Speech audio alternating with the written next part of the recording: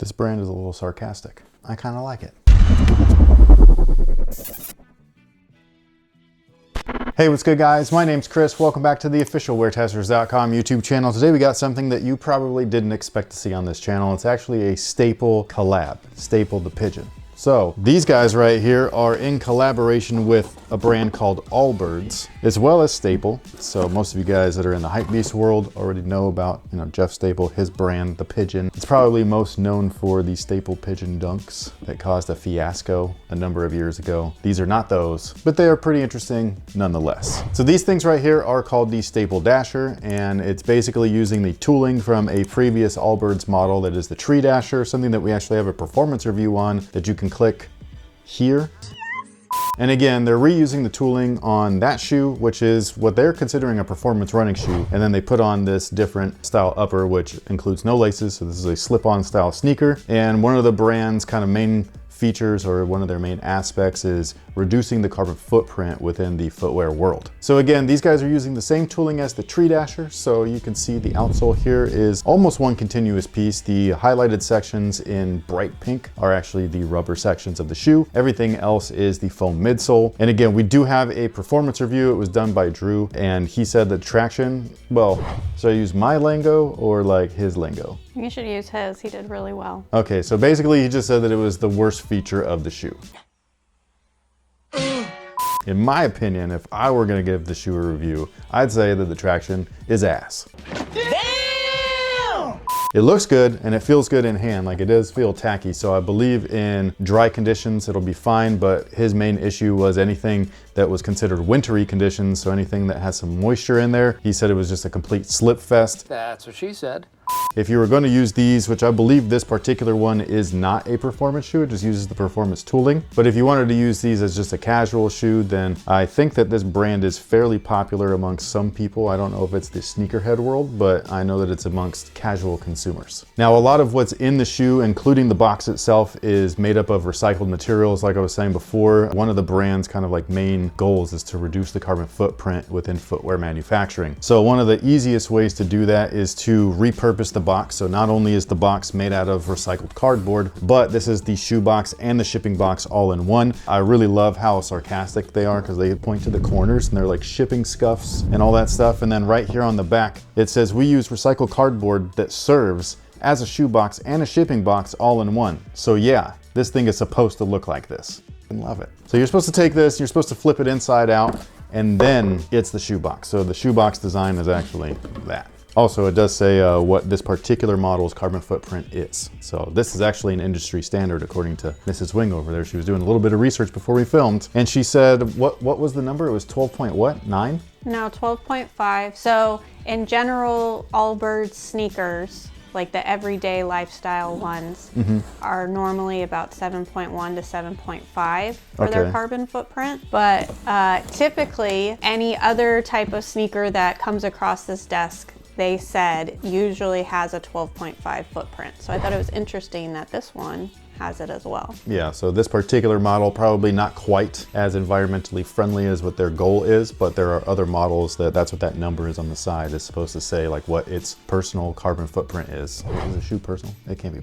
What it's specific to that model carbon footprint is. So the article I was reading was interesting because they were saying that for their base model, the 7 point whatever, that's the equivalent of drying 5 loads of laundry. And so that shoe or any other typical shoe is like double that. Interesting. Now the midsole itself is made out of an EVA, but it's a dual density EVA. It's something that they call sweet foam. Now, according to Allbirds, sweet foam is the world's first carbon negative green EVA. What all that means, not quite sure. I just believe that it means that it is better for the environment than the rest of the EVA that you see on every other piece of footwear out there in the world. How does it feel though? Especially since this is performance tooling. So they're supposed to say, like, they're claiming that this is the running tooling. When I put them on, I was not impressed. I just felt like it was a really firm ride. In hand, you can actually like press it and there's a little bit of compression there. Feels very rubbery, so it feels like there would be some sort of rebound, but again, when I put them on, it was just kind of like a dead foam. So like, I don't know how nice they break in.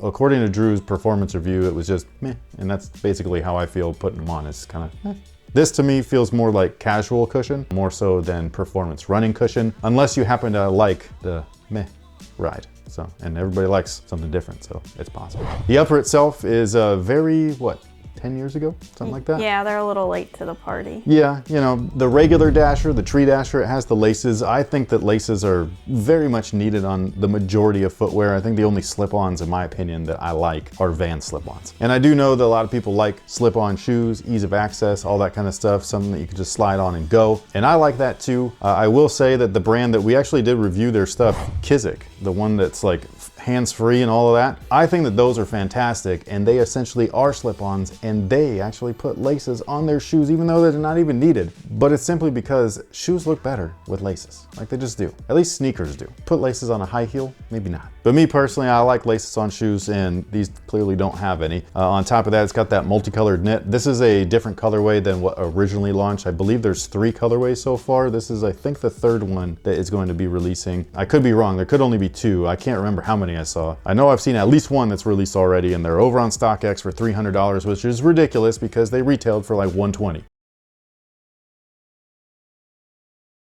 These guys right here are made up of recycled knit. So basically what they're claiming is that the upper here is made out of eucalyptus, which is, I mean, isn't that taking food away from those cute old koala bears? Yeah, but it grows so fast. Does it though? Yeah. Okay, so maybe it's not a problem. I don't know. Maybe we have a eucalyptus issue on this planet where it's like, guys, the world is being taken over by eucalyptus. We need to do something about it. Footwear. Go play! But no, it's a multicolored knit. I do think that it looks nice. It just looks, like I said, dated. It looks kind of like 10 years old, like they're a little bit late to the party. Some of the exterior portions are made up of a wool material, which I think is a really interesting look to it. Basically looks like an inside-out shoe. Like this looks like the inside of, you know what I mean? And basically these wool layers are actually the heat welded material. So if you were to take something that you maybe are more familiar with, like a Nike Fuse, and replace that plasticky stuff with wool, it's essentially doing the same exact thing. It's heat welded onto the knitted upper. And again, this 12.5 is supposed to be its carbon emissions. And then of course we have the thing that everybody likes, is that little pigeon, man. Everybody loves that thing. And then on the heel, you have a little bit of everything. You got some Allbirds as well as another pigeon there. One of the more interesting features though is that the size tag, which is typically inside the shoe, is actually on the outside of the shoe. I thought you were supposed to rip this off at first, and there's not a way to do it unless you wanted to cleanly cut it. So that is out there for anybody curious. And as far as the fit is concerned, they actually fit pretty snug, I will say. And then when I went and read Drew's review, it's basically what I thought is they fit snug at first. I'm pretty sure that I'm damn well sure that knit breaks in and it stretches over time. And again, reading his performance review pretty much solidified that. He said this the exact same thing as me, where I was like, oh man, they almost fit like a half a size small, but the more that he wore them, the more that they broke in. When you are getting something like a sock shoe like this, true to size usually, like when it's that type of snug, is the best option because this is fabric and it's a stretchy fabric on top of that. So the more that you wear it, the more that it will kind of like conform and mold to your foot and all that stuff. This looks like something that you would wear, no offense. You know what I mean? Like it just like has your kind of vibe to it. Something simple, something basic, something comfortable. Yeah. No, you know, frills, none of that stuff. But what do you think about something like this? I like the idea behind it, but I just wanted to apologize for me fumbling through carbon footprints. The article I found was on CNBC.com. I believe she's like the head of PR for Allbirds, and she gave a great interview, but even she was like, explaining carbon footprints to people is like really hard. Just reading what you were reading, like I was like, I don't get it. She was just like, it's not an attractive selling point, or at least a few years ago it wasn't. And the whole idea, like if you bring it up, sustainability to somebody, you can get like 10 different answers as to what it is. So go read that article though. She'll help you out way better than I did probably. The whole sustainability thing in the manufacturing of anything, I just think is laughable to even promote that.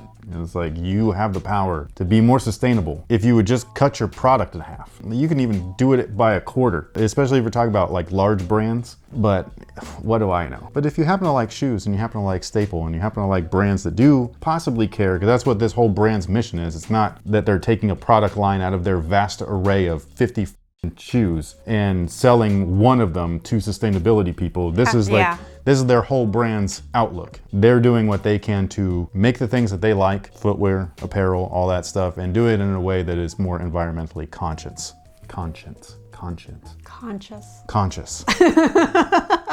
Thanks. You're welcome. But with all that being said, I believe these release on the 20th. Retail price about $120. Resale is another thing. I wouldn't even, just don't, man. These are sock shoes, man. They just got a pigeon on there. You can go buy one of those and just put it on any of your shoes. He's very cute. I do like him. Actually, Staple makes some great stuff. We have some of their apparel on. It's cool. But we're not talking about that. No, we're not. We're about to leave. Bye. And with that being said, thank you so much for watching. Thanks for all the support. And until next time, guys, have a good one.